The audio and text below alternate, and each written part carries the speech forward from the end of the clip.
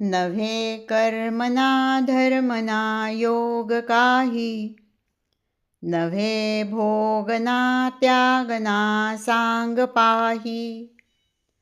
म्हणे दास विश्वास नामी धरावा, प्रभाते मनी राम चिंतित जावा. जीवनामध्ये कर्म मार्गाचे आचरण सहजपणे होत नाही.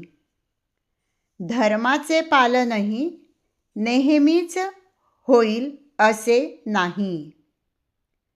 योग साधनाही घडत नाही. खरे तर भोगही घडत नाहीत आणि त्यागही घडत नाहीत. म्हणून रामनामावर मनुष्याने विश्वास ठेवावा आणि मनःशांतीसाठी पहाटेच्या वेळी रामनामाचे चिंतन करावे.